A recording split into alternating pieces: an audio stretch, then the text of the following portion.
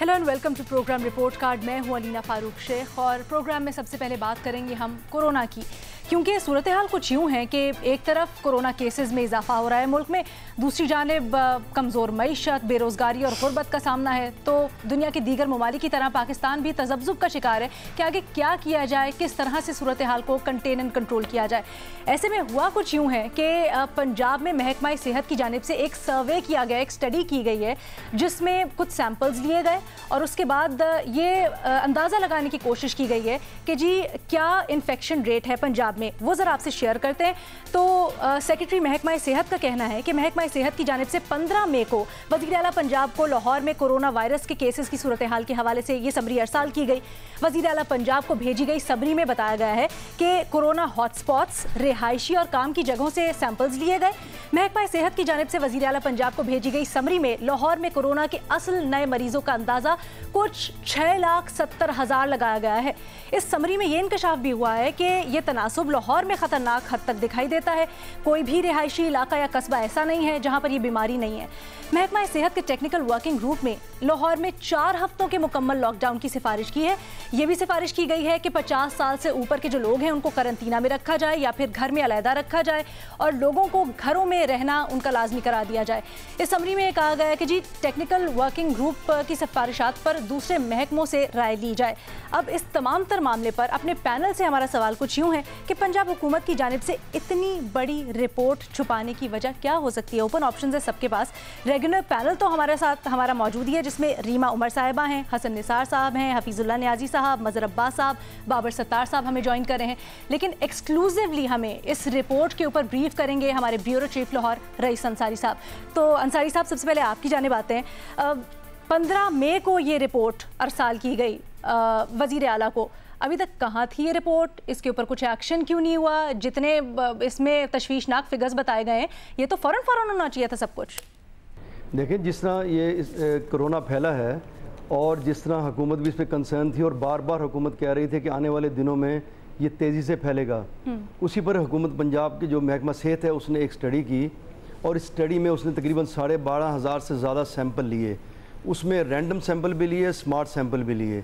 तो उसमें जो एवरेज, उसकी जो एवरेज आया वो वो 6% आया और कई इलाकों में ऐसा भी आया जहाँ 14.9% भी आया। तो उसके बाद उन्होंने एक उसमें जो समरी में उन्होंने स्पेशल लफ्ज़ लिखा कि ये कितने लोग आए, उसमें ये आया कि acute new cases during this exercise in Lahore are estimated 6,70,800। तो ये एक बहुत बड़ा कान खड़ा कर देने वाली बात थी और इतनी अच्छी एक ह्यूज एक्सरसाइज कराई गई क्योंकि आने वाला दिन में मसला था। लेकिन आप ये देखें कि जो ये समरी भेजी गई वही हमारी जो रवायती हुकूमत हो या ब्यूरोक्रेसी की जो सुस्ती काहली है, ये उसी का नतीजा लगती है कि वो एक से दूसरे टेबल पे, दूसरी से तीसरी टेबल पर और मुख्तलिफ महकमों को भी भेजी गई कि अपनी अपनी राय दें, क्योंकि इंडस्ट्री डिपार्टमेंट है, लॉकडाउन होगा तो कारोबार मुतासर होगा, सबसे अपनी अपनी राय भी मांगी गई। लेकिन ये 15 रोज़ गुजर गए और जो रमज़ान के आखिरी अशरे में जिस तरह लोग निकले और जिस तरह इस वक्त केसेस सामने आ रहे हैं, हर दूसरे फ़ोन पे यही आवाज़ आती है कि किसी का भाई बीमार है, किसी की बहन बीमार है, किसी का माँ बीमार है। अगर आप अब जो एक्चुअल एस्टिमेटेड अगर अब देखें तो ये कहीं डबल से ज़्यादा नज़र आ रहे हैं।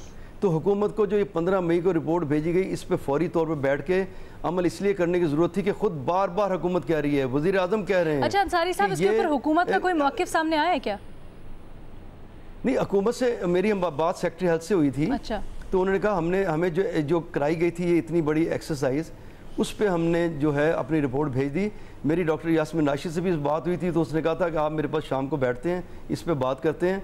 तो उन्होंने ये रिपोर्ट डिनाई नहीं कर सकते क्योंकि ये रिपोर्ट तमाम महकमों को भेजी गई है, इसमें वो कहाँ से डिनाई करें? अगर डिनाई करना होता तो अब तक वो डिनाई कर देते कि ये खबर ही गलत है, लेकिन ये समरी मौजूद नहीं, डिनाई करना एक अलग बात, लेकिन उसके बावजूद ये सिफारिशात की जा रही हैं कि जी बिजनेसेस खोले जाएं, रेस्टोरेंट्स में डाइन इन की इजाज़त दी जाए, मुख्तलिफ तरह की। हालांकि रिपोर्ट में तो कहा गया है कि जी लॉकडाउन मजीद सख्त करने की ज़रूरत है। ये बिल्कुल देखें, जो इनको अंदाज़ा था कि ये मर्ज़ फैलेगा और स्पेशली जब ये स्मार्ट लॉकडाउन किया गया, मुकम्मल लॉकडाउन ख़त्म करके, उन्हें नज़र आ रहा था, इसी बुनियाद पे उन्होंने एक सर्वे कराया, उसको लिया। इसको वज़ीर आला पंजाब को ख़ुद संजीदगी से लेना चाहिए था, जिन्होंने ये पूरा कंडक्ट करवाया। इतना बड़ा उसने एक वर्किंग ग्रुप था जिसमें इकोनॉमिस्ट भी थे, جس میں الائڈ اکانومسٹ بھی تھے, جس میں ڈاکٹرز بھی تھے, جس میں کافی انہوں نے لوگ ڈالے ہوئے تھے. تو اتنے جو ماہر لوگ بٹھائے گئے تھے جو انہوں نے رائے دی, اس پہ ان کو سوچنا تھے اور فوری سوچنا چاہیے تھا. مسئلہ یہ ہے کہ یہ وفاقی حکومت سے اس کے انتظار میں رہتے ہیں کہ وہاں سے کیا آرڈر آنا ہے.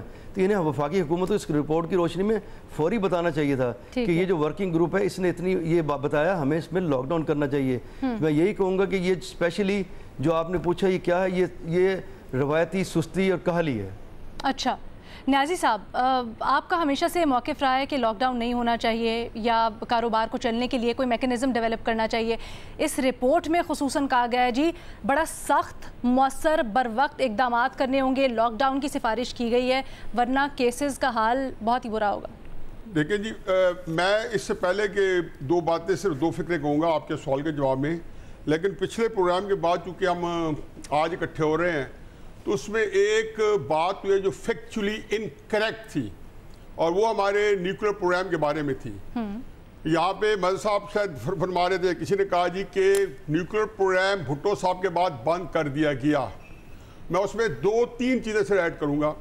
پہلی بات یہ ہے کہ بھٹو صاحب سے پاکستان کا کوئی بندہ یہ کریڈٹ لینے سے چھین نہیں رہا, بلکہ ہر ایک نے دیا ہے کہ بھٹو صاحب یہ پروگرام بھیجا تھا. ضیاء الحق صاحب سے جتنے اختلافات مرضی کر لیں, اس نیوکلیر پروگرام کو انہوں نے ڈبل کیا اور سپیڈ اپ کیا. اور جب بھٹو صاحب نے اس کے انچارج تھے بھٹو صاحب کے وقت میں غلام اسحاق خان, جن کو سیکٹری ڈیفنس بنا کے فیڈرل سیکٹری ان چیف پہلی اور آخری دفعہ ایک پوسٹ کریٹ کی گئی جو کہ منسٹر کے برابر تھی اور ڈیفنس سیکٹری بنایا گیا. یہ 5 جولائی 1977 جب مارشل لگا تب تک رہے.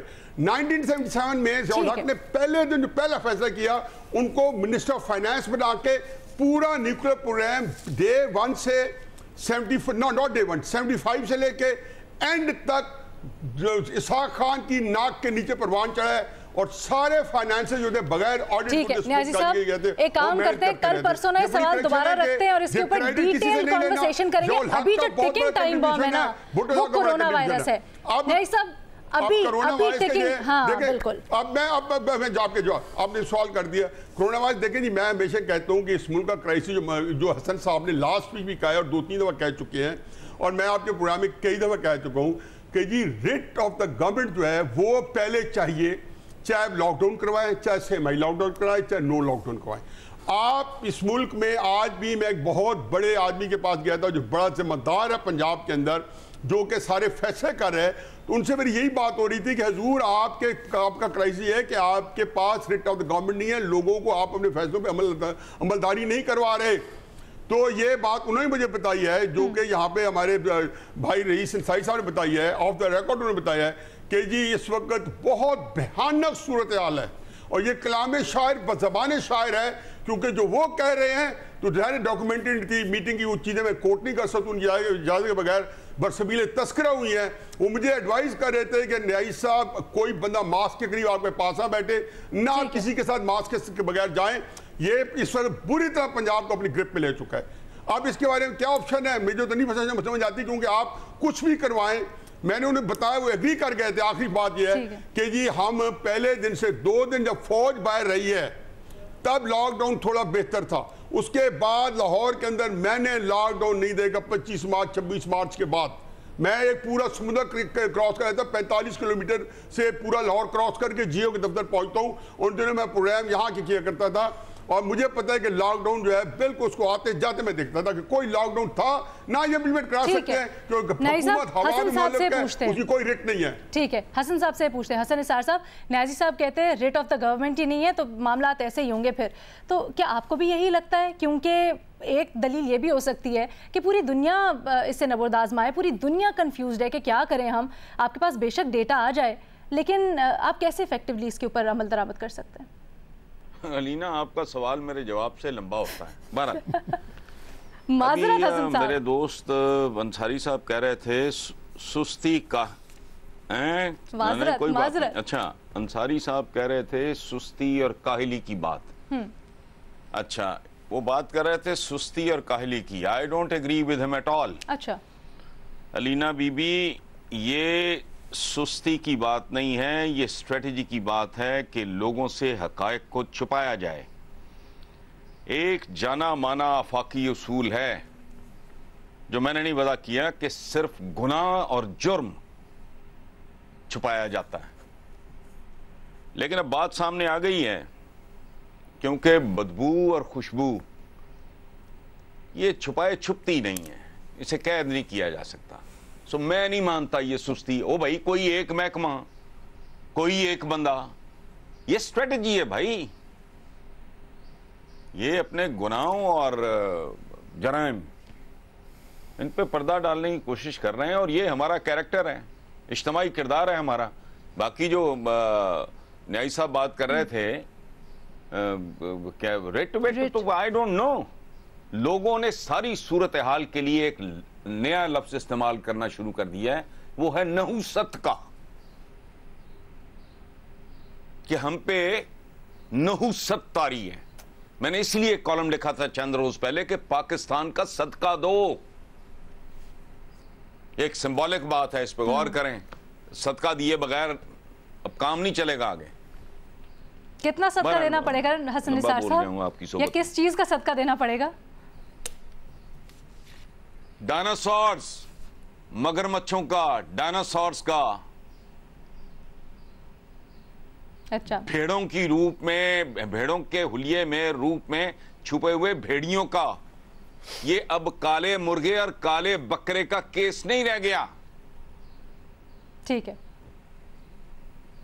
مظہر عباس صاحب، کیا آپ کو بھی یہی لگتا ہے؟ صدقے کے جانور خود تو صدقہ دیں گے نہیں. ٹھیک ہے. مظہر عباس صاحب، آپ کو کیا لگتا ہے سستی کاہلی ہے، یا جیسے حسن نثار صاحب کہہ رہے ہیں کہ اسٹریٹجیکلی چھپایا جا رہا ہے؟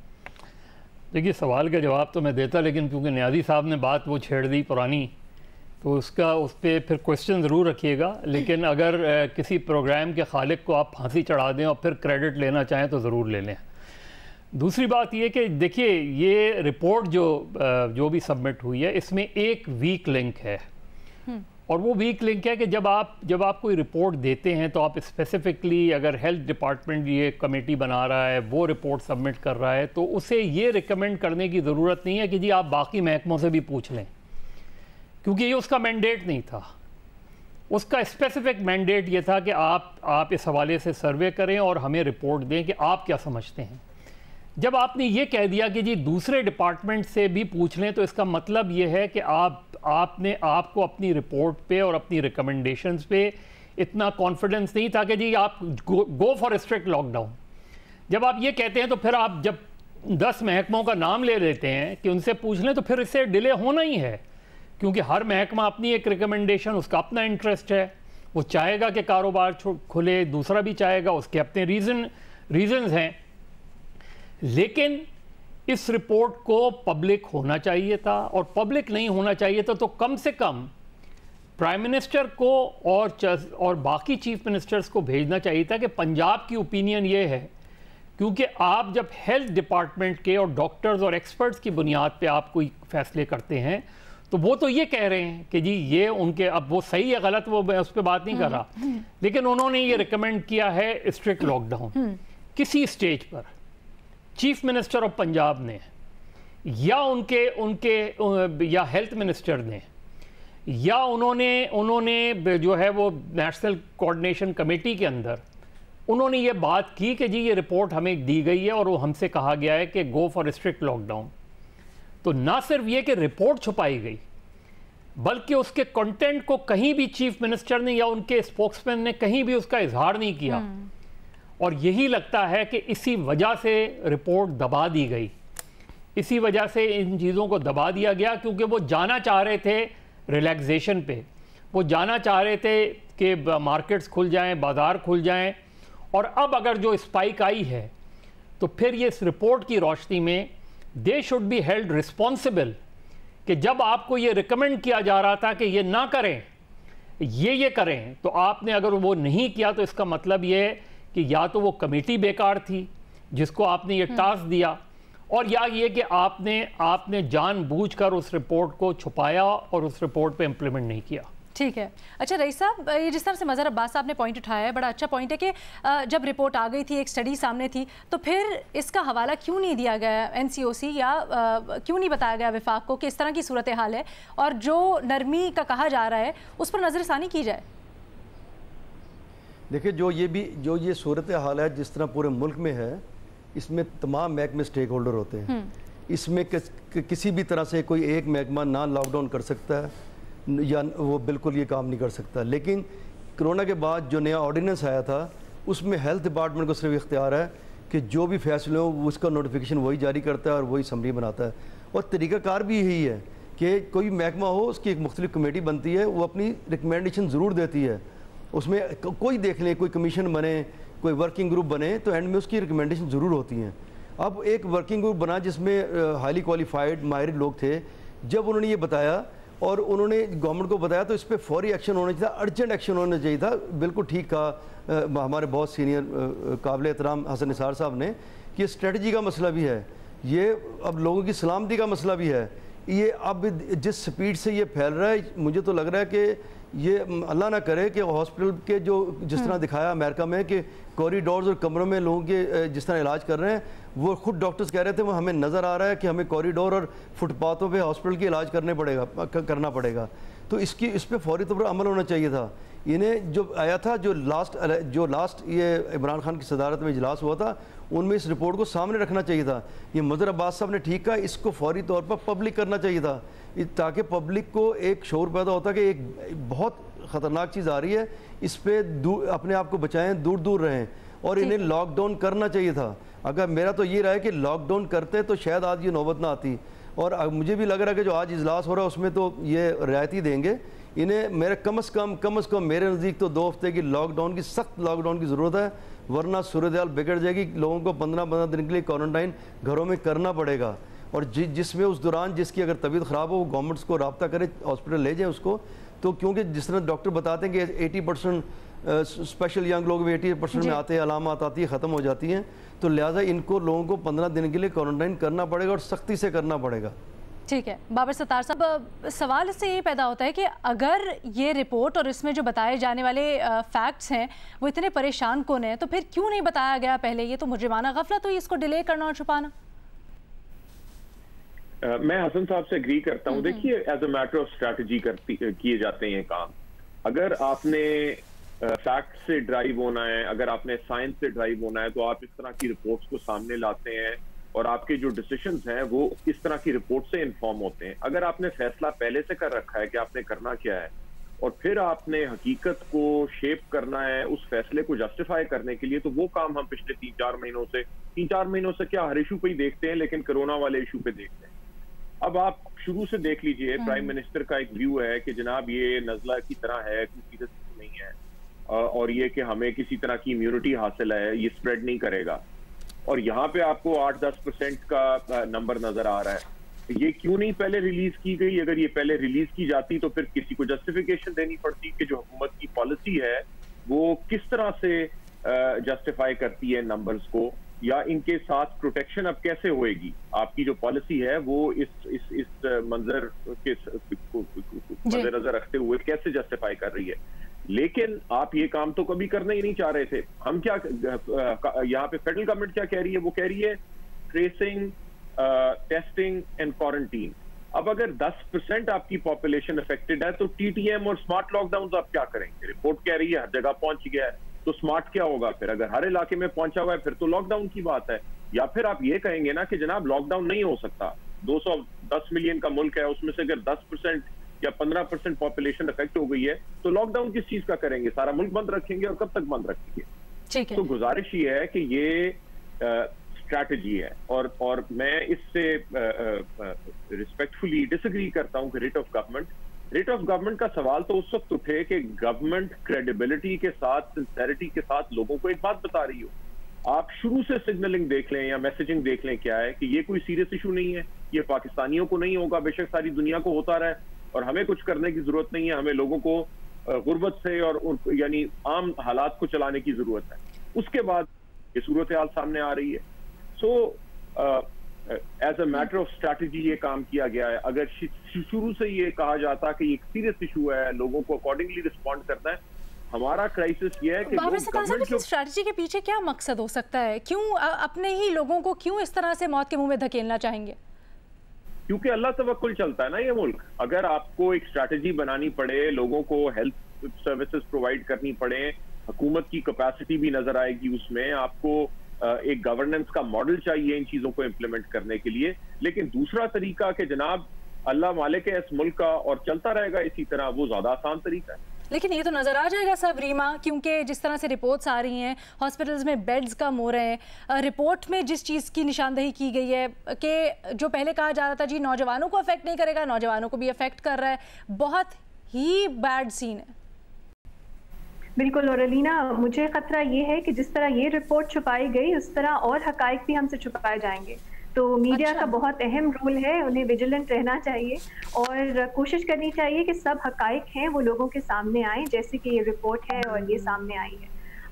ایک بات یہ جو ریٹ آف اسٹیٹ اس پہ ہے, میں بھی اس پہ ایک ایڈ کرنا چاہتی ہوں کہ یہ کہنا بھی غلط ہے کہ لاک ڈاؤن کبھی تھا ہی نہیں. اگر آپ لاہور میں سڑکوں پہ گاڑیاں کتنی ہیں وہ اٹھا کے دیکھ لیں, مارچ اپریل مئی میں آپ کو مزید اضافہ نظر آتا ہے جب لاک ڈاؤن اٹھا.